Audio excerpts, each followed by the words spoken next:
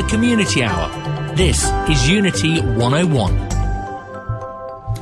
Good afternoon. Business Town Talks on Unity 101 radio station across Southampton, broadcasting on 101.1 FM and online on www.unity101.org and on all devices, phones such as Spotify and Apple Podcast. I'm your host Santosh Mishra, CEO of B2B Growth Hub, focused on empowering entrepreneurship success. In today's program, we will be discussing safeguarding personal and business interest, along with my guest Anthony Marshall from Marshall Financial Solutions. Anthony, welcome to the show. Good day, Santosh. Thank you for inviting me. Thank you. It's nice to have you over here. So, Anthony, without making any further delay, let's talk a little bit more about your business. Tell me a bit more about your business. Well, I started it 20 years ago, with regard to helping business people as well as individuals with the right amount of life insurance and mortgages. Okay. A lot of people need mortgages out there. Yeah, but why insurance? Why insurance? Because I specialize in business protection, really. Okay. And what I do is a lot of business owners don't realize that they could actually have life insurance partially paid for by the government, and actually covering their personal life insurance, and there are different types of business insurance, like shareholder protection, key man, and debt protection, and that's what I like doing, because people don't realize they can do it. Yeah, and even I think your parents made a huge difference into other people's life because they were also in the insurance sector somewhere. Yeah. Yes, actually, my father used to insure his brother's business, and it was a huge business in Durban, in South Africa, and I sort of got into that because it's a continuous supply of income, really. Okay, good. So you mentioned about two things, South Africa, so probably I'll come back to that one later on.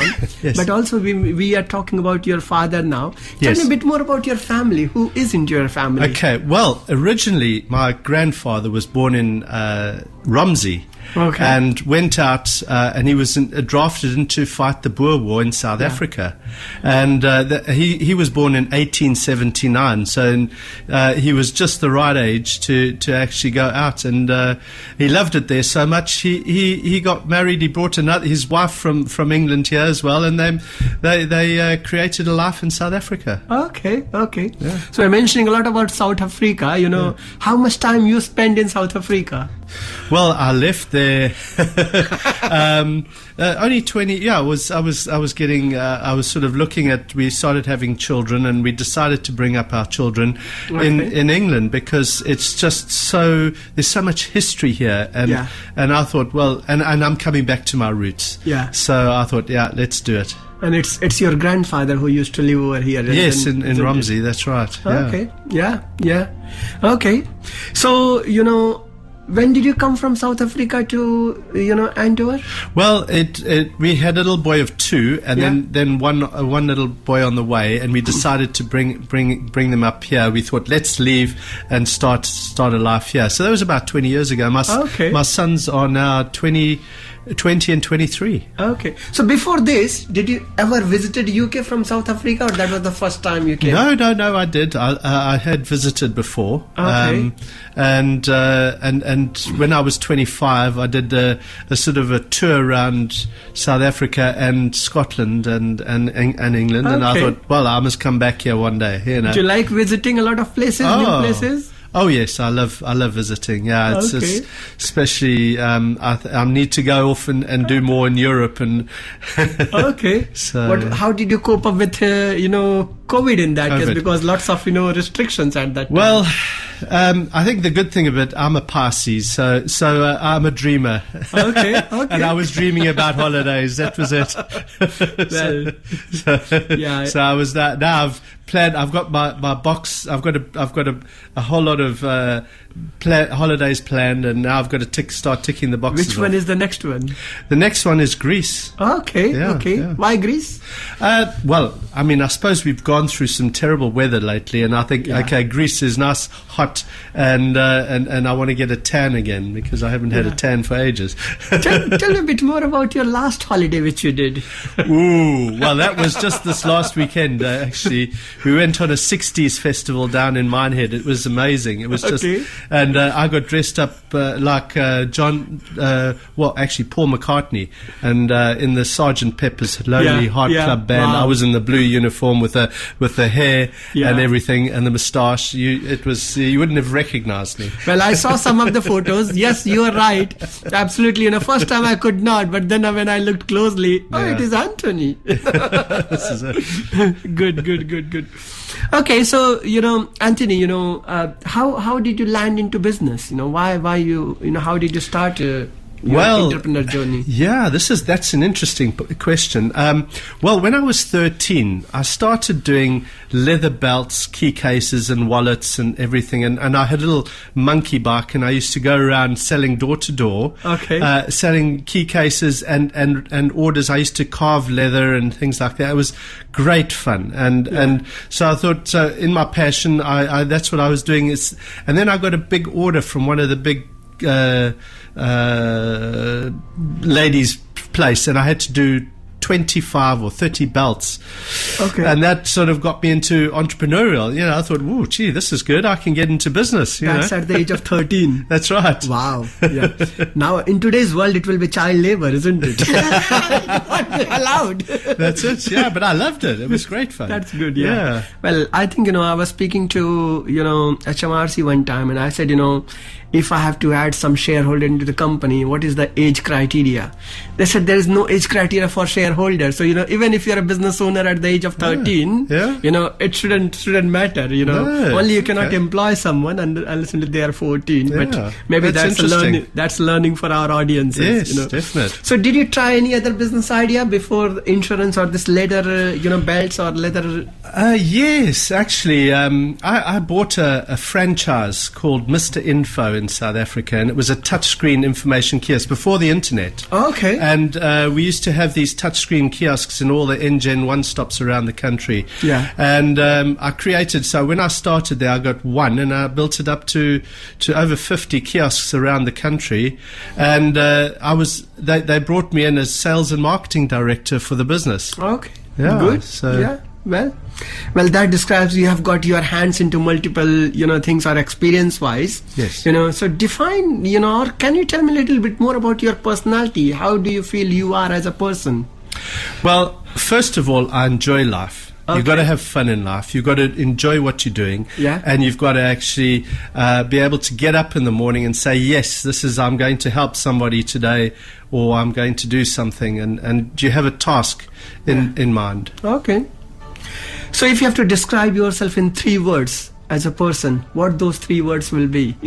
Well, definitely entrepreneur. Okay. Adventurous. Interesting. And there are quite a few other words I'd like to. So it's sort of, and helping others. I'm a helper. People come to me and they say, well, how do I do this? Well, I can show them how to go about it because of my experience. Yeah. Is that the reason why you are why you have jumped into this business of business insurance, to help others? Yeah, I think it is, because people don't realize what they could do. And every business owner needs to make sure they're protected. They protect themselves with disaster recovery for computers and this. Yeah. And I'm a disaster recovery for personnel. Okay. So I make sure that the personnel are covered. Yeah, well, that's good to know. So, in terms of, your business journey, yes. Of course, when we started, how was your journey when you started your business? What are the ups and downs of that business? Well, first of all, in business, you need to learn how to sell. Okay. And how to market yourself. Because if you don't know how to do those 2 things, you can't start a business. Okay. Even if you're a good... IT, unless you get, and also it's about referrals. If you do well for some people, they will refer you to others, and that's the key to business. And that's where I've built my sort of referral business up, and I get a lot of referrals because I've helped a lot of people, and they're satisfied with what I've help them with. Yeah, it's like building trust and credibility, isn't it, with the It customers? is. You know, Yes, once right. we have got people who are very happy with us, and probably it makes much more sense for them to refer to other people as well. Exactly. Absolutely. So, how do you manage your work-life balance? Well, I've got a partner in London, and so I have to really concentrate in doing my work during the day, and then I can go party in London in the evenings. No, I'm joking, but yes, that's what it is. It's actually making sure when you're working smarter, not harder. Yeah. Do you go to meetings? I do go to network meetings, and Is it odd hours? Yeah, early in the morning. 6 o'clock in the morning, you've got to be up. And yeah, sometimes it does get like that, but I'm not a morning person really. But yeah, you do. Okay. Yeah. So in that case, does that not create any problem with you or your partner? No, not really. I think everybody's got to be able to work and start and enjoy. People get up in the morning, 8 o'clock, whatever. So yeah, it's just a little hour every now and then. So the 13-year old when you started Yes. this business, was it accidental, or you had certain planning, or someone motivated you to do that? I think I enjoyed working with my hands and developing and growing things or building things. And I started doing my own belt, or I used to make belts. I think a friend of mine made all these belts, and I thought, well, I can do that. So I did it. And what I did was, previous to that, I was actually used to have Himalayan rabbits, and I used to breed rabbits and sell them. And all that money that I made me enough money to buy all the equipment that I needed for all the belts and the stamps and all that sort of thing. Yeah. So I really started a little bit earlier, but I think it was, and I enjoy doing it. And when did you leave that business then? I went to boarding school, so I had to sort of stop it a bit, Okay. So, Okay. But we did have a leatherwork room, which was quite good. But I think I stopped the leatherwork because I think girls and things came on board. That's the problem. Yeah. True. So in terms of scaling the business, let's talk about your current business, Unity101. How do you plan to scale, or how have you scaled the business so far? Well, with my business, I have a son that is studying to be a mortgage broker. Okay. And he has high hopes. He's 23 at the moment, and he really wants to scale it up. So we're going to start building a sort of insurance and mortgage broking business that's going to grow. We're going to build it up quite a lot. He's got some good ideas and very active. So I think it's going to work well. Yeah, and ideas and challenges comes hand to hand, isn't it? Yes. How do you see challenges? Yeah. Well, I look at challenges as a little bump in the road or obstacles and challenges are in my industry. There's always a challenge. How to get something over the line with regard to a mortgage or whatever. But as long as you innovative and you can find different ways to do the same thing. To me, it's innovation. Okay. What's the biggest challenge in your industry, the financial industry? Well, at the moment, especially in the mortgage industry, the prices of the interest rates gone up, but it's stabilizing and they're starting to come down. And I would say in the next few year, it'll start coming down even further. Okay, but so that's been a challenge, and then I would say that the challenge is with regard to mortgage brokers. There's not a lot of people that have studied the CMAP or something. We need more mortgage brokers in this business. Okay. And how do the customers see now currently rising interest rates? Are they struggling, or are they okay? Well, people aren't buying anymore. Right. So what we've got to do is we've got to make sure, and there's some innovative products that some of the companies or lenders have come up with. I had a HSBC on the phone today to say that they've got some innovative products which aren't early repayment charge related, so people could get into it, and in 6 months' time or a year's time, when the rates come down, they can swap without any fees, which is. But when I have seen few people whose monthly mortgages have gone almost doubled, in the what was outgoing over there, so that becomes sometimes very difficult, isn't it? With respect to the energy prices going high and everything else, attacking from all the angles to one particular person.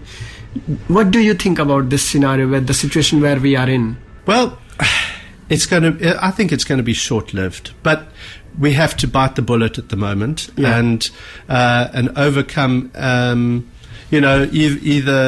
Either go interest-only mortgages until such time as the rates come down. But I think you've got to see an advisor. If people are struggling or whatever, they must come and see us. We advisors, we will be able to help if there's a problem and maybe find a solution for them. Yeah. What sort of solutions normally people come to you for? Right. Actually, on the way here, I had somebody phone me up and he says he runs a business and he's salaried. What do I need to buy a mortgage or get a mortgage? Yeah. Okay. So, I think and then you've just got to come up with solutions, because I'm whole of market, so I can deal with any company. Okay. And, which is good. Do you think the, forthcoming months or years will be challenging for the businesses, as the income is not increasing, but cost of living, the mortgage, everything is increasing? Will it create any problem in the housing market? Well, yes, there is a slight hassle with. I don't think there's a lot of in the housing market. Buy-to-let markets is sort of a no-no. There are people that are getting into it, but then they've got to pay a lot more. So rents could start increasing a little bit in the near future. But we just hope that the rates come down and people can start buying houses again as swiftly. I spoke to an estate agent yesterday, and they say they're not getting as many people buying as they were. Okay. But there are still people selling. And, Yeah. Well, you mentioned about challenges, and when we are having the challenges, sometimes we have to make decisions, isn't it? That's correct. Yes. What is your decision making strategy? How do you make decisions? Well, I like planning. So planning to me is what am I going to do in the next let's say 5 years, 3 years, and 1 year, and I make a decision. Is it going to be worth it for me to make that decision between the 1 year and 5 years? Because you can't, if you're going to change your business or add another business to your strategy, I mean, you've got to, is it going to be worth it? And is there going to be growth in it? Yeah. And can you scale? Okay. Because scaling is the key to business, isn't it? Definitely it is, yeah. And for scaling, there are other elements as well. So how do you see planning? What is the role of planning in any business, and what sort of planning people should be looking at? Yes. Well, you either plan or you plan to fail. Okay. There's no in between. Yeah. Plan or plan to fail. Yeah. That's it. If there's no planning, you're failing. And what's the impact of planning to fail? Well, you make sure that you have a mentor who's done it before, and you actually find a mentor. A mentor will help you build anything. If they've built it, it can be done. Okay. You've just got to find a mentor in life. Yeah. Okay, good. Have you made any time while you are making a decision, and there is a little bit risk involved into it? Risk, are you, Yes. Business, it always comes with the risk, isn't it? What do you think? It does, yeah. Well, you've got to take a risk in life if you're going to make a success out of something. And it's a calculated risk. Yeah.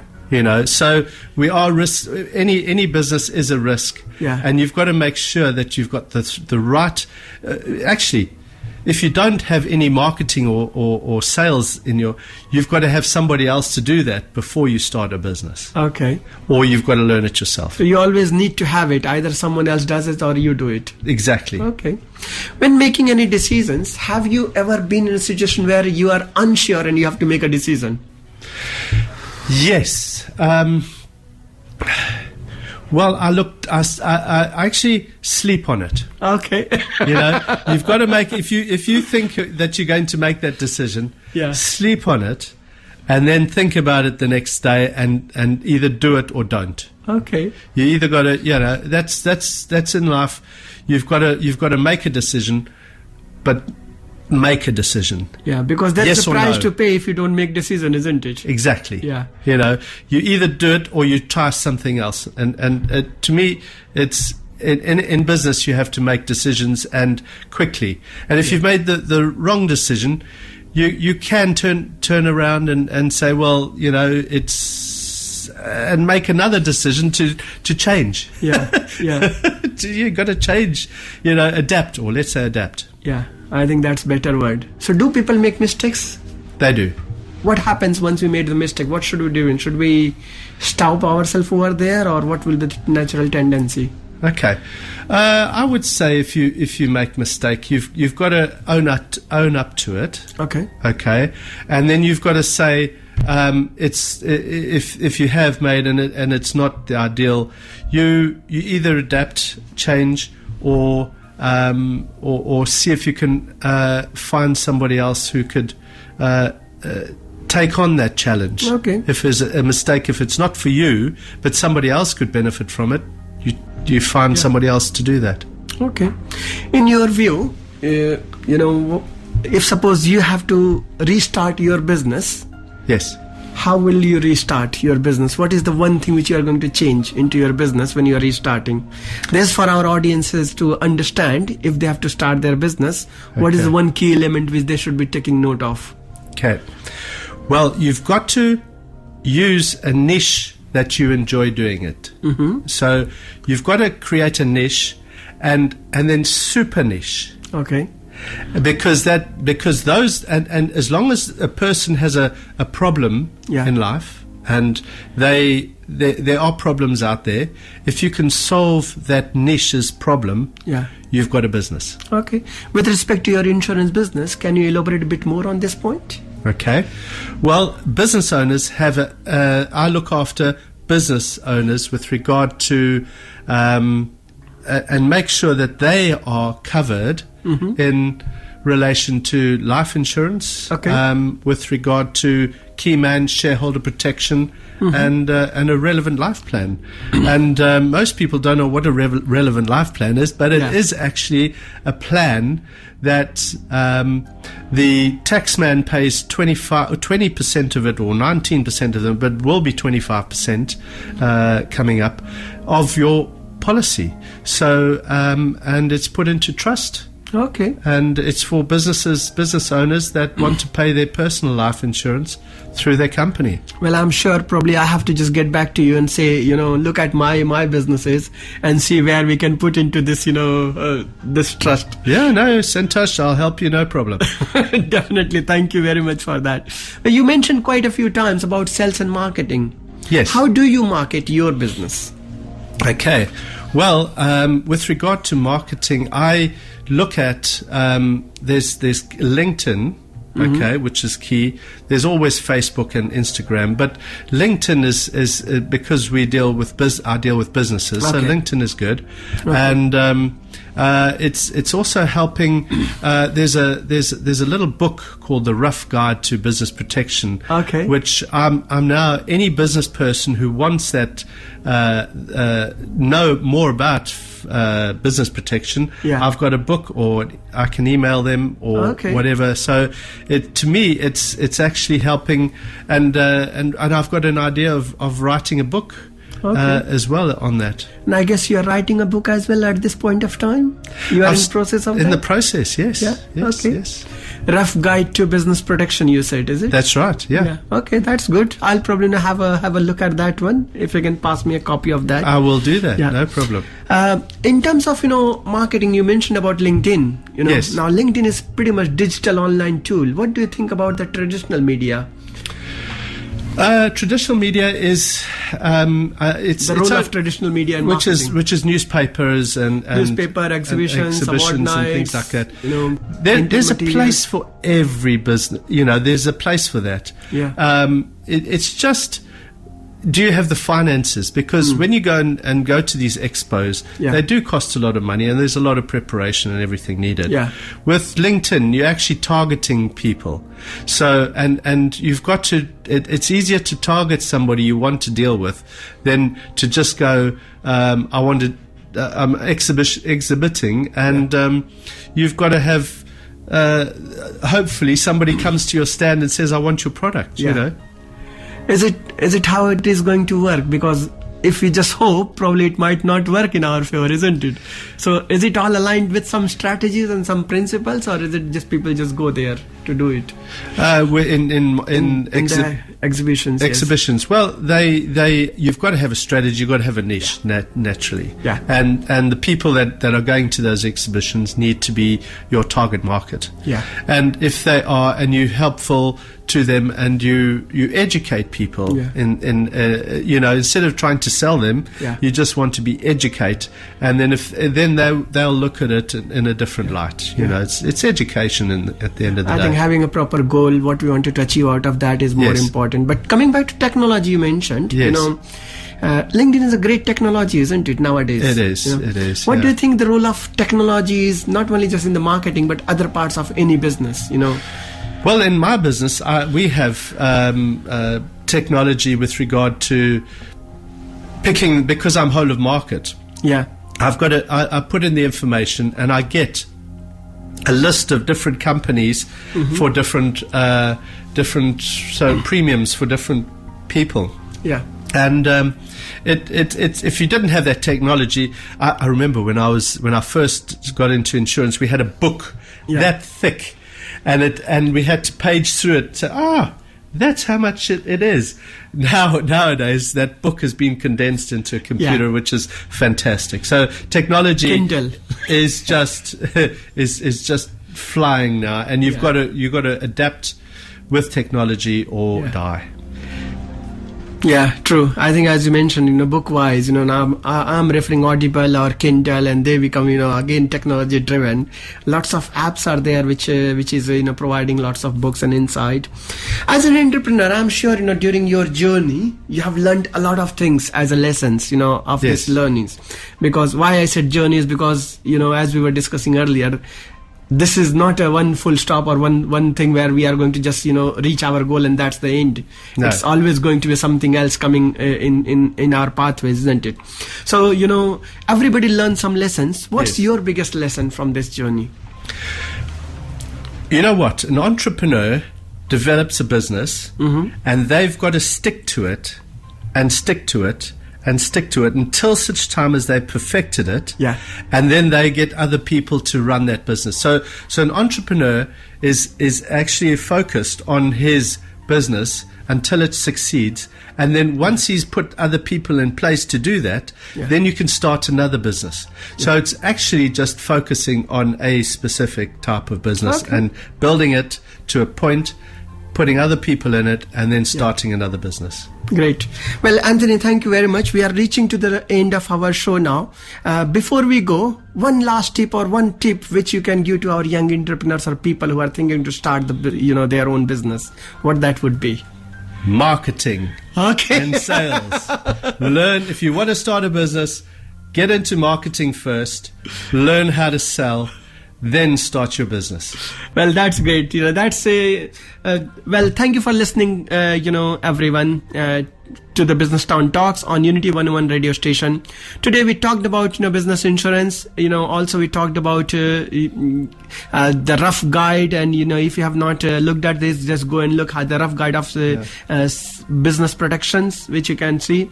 I would now like to ask my guest to share, one more valuable entrepreneurship, lessons which can help other people apart from, sales and marketing, maybe planning, something else. What will be that thing? Yes, it is. It's strategizing. You've got to you've got to have a strategy if you're starting a business, and that strategy it's about everything. It's strategy for taking you to the next level. Yeah. Okay. It is planning, but it's strategy. You've got to have that, and then you've also got to look at, you've got a proof of concept. Yeah. You've got to have a proof of concept, and that's it. Yeah. Great. Thank you very much, Anthony. Thanks for joining us over here, and thank you, ladies and gentlemen, for listening to us on Unity101 Business Town Talks. Santosh Mishra, CEO of B2B Growth Hub. Thank you very much. The Community Hour. This is Unity 101.